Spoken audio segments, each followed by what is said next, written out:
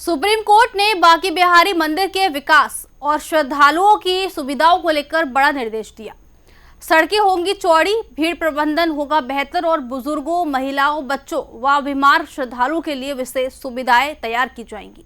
लेकिन इस पूरे मामले में अब परंपरा बनाम प्रशासन की बहस भी तेज हो गई है। आखिर सुप्रीम कोर्ट ने क्या कहा, क्यों मंदिर के सेवायतों ने जताई आपत्ति और क्या बदलेगा बांके बिहारी मंदिर परिसर में, तो चलिए बताते हैं। लेकिन उससे पहले स्वागत है आपका यूपी की बात में और मैं हूं आपके साथ खुशी। वृंदावन के प्रसिद्ध ठाकुर श्री बांके बिहारी मंदिर को लेकर सुप्रीम कोर्ट ने बड़ा निर्देश दिया। कोर्ट ने उत्तर प्रदेश सरकार से कहा कि मंदिर के लिए एक व्यापक विकास योजना तैयार की जाए ताकि श्रद्धालुओं की सुविधा और सुरक्षा बेहतर हो सके।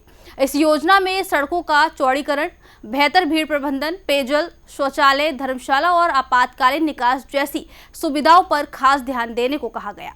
साथ ही बुजुर्गों, महिलाओं, बच्चों और बीमार श्रद्धालुओं के लिए इलेक्ट्रिक वाहनों की व्यवस्था पर भी जोर दिया गया।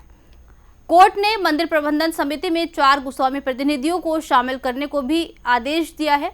हालांकि सेवायतों ने इस व्यवस्था पर आपत्ति जताई और इसे धार्मिक परंपराओं में हस्तक्षेप बताया। अब देखना होगा कि विकास और परंपरा के बीच संतुलन कैसे बनता है। देखिए रिपोर्ट। हम बात कर रहे हैं सुप्रीम कोर्ट के एक अहम फैसले की, जो वृंदावन स्थित श्री बांके बिहारी जी महाराज मंदिर से जुड़ा हुआ है। मंगलवार 26 मई को सुप्रीम कोर्ट ने उत्तर प्रदेश सरकार को निर्देश दिया है कि वह मंदिर और उसके आसपास के पूरे इलाके के लिए एक व्यापक विकास योजना तैयार करें। इस योजना का उद्देश्य है कि श्रद्धालुओं की सुविधा और सुरक्षा को बेहतर बनाया जा सके, खासकर उन लोगों के लिए जो बुजुर्ग हैं, महिलाएं हैं, बच्चे हैं या फिर बीमार हैं। कोर्ट ने कहा कि वृंदावन में स्थित ये मंदिर बहुत प्राचीन और धार्मिक रूप से अत्यंत महत्वपूर्ण है, लेकिन यहाँ आने वाले लाखों भक्तों को संकरी गलियों, भीड़ और बुनियादी सुविधाओं की कमी के कारण कई परेशानियों का सामना करना पड़ता है। इसलिए अब समय आ गया है कि परंपराओं का सम्मान करते हुए आधुनिक सुविधाओं को भी जोड़ा जाए।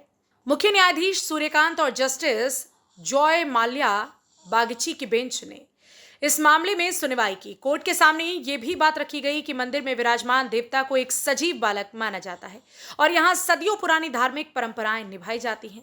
इन परंपराओं में देवता को जगाने, पूजा के समय, भोग और विश्राम के समय जैसी विशेष व्यवस्थाएं शामिल हैं। वरिष्ठ वकीलों ने कोर्ट में तर्क दिया कि इन धार्मिक परंपराओं में किसी भी तरह का बदलाव प्रशासनिक सुविधा के नाम पर नहीं किया जाना चाहिए, क्योंकि ये परंपराएं आस्था से गहराई से जुड़ी हुई हैं।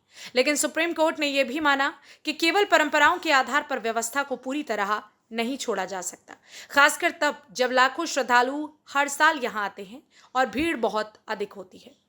इसी को देखते हुए कोर्ट ने उत्तर प्रदेश सरकार और एक उच्च अधिकार प्राप्त समिति को मिलकर एक विस्तृत विकास योजना बनाने का आदेश दिया है।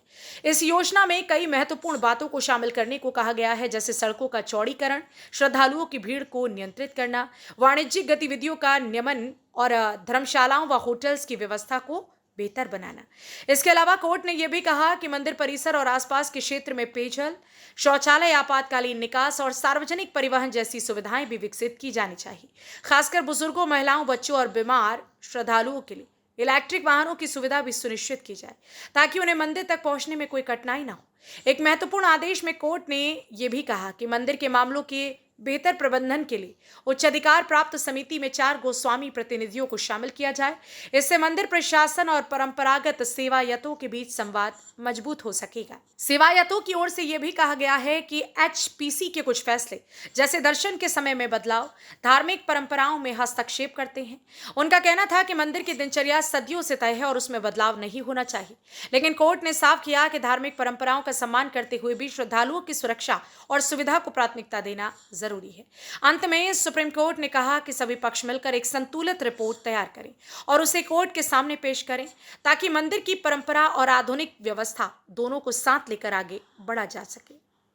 फिलहाल सुप्रीम कोर्ट ने स्पष्ट किया है कि उसका उद्देश्य श्रद्धालुओं की सुरक्षा और सुविधा को बेहतर बनाना है, लेकिन साथ ही परंपराओं का सम्मान भी जरूरी है। अब निगाहें इस बात पर टिकी है कि राज्य सरकार की ओर से तैयार होने वाली विकास योजना में इन दोनों पहलुओं के बीच संतुलन कैसे बनाया जाता है। क्या ये योजना वृंदावन मंदिर को आधुनिक सुविधाओं से लैस करेगी या फिर परंपरा और प्रशासन के बीच नई बहस को जन्म देगी। फिलहाल इस खबर में इतना ही। देखते रहिए यूपी की बात।